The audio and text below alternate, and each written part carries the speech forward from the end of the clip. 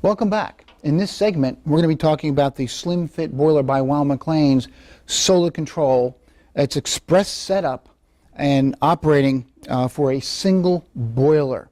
Now, one of the things you're going to have is make sure, and again, I've been stressing this throughout all our segments, have that boiler manual with you. It's going to help you with the setup and configuration of this SOLA control.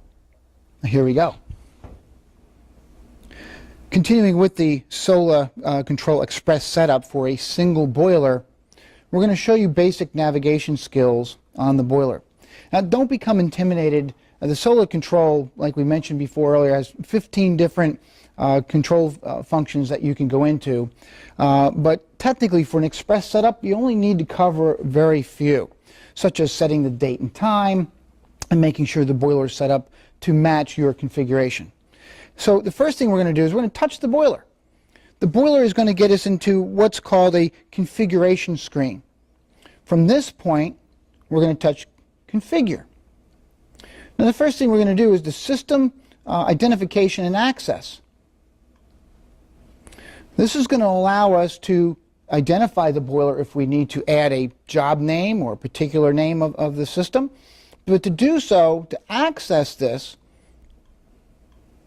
we are going to need an access code. In the upper right-hand corner, if ever you need to access something that's above and beyond the norm, it's going to need an access code to unlock the boiler. And we can press the little lock button there. And don't tell anybody, but the access code is SF. And you hit OK. And you can see that unlocks the access code. And that's going to enable me to go in there and name the boiler. Let's give it a great name.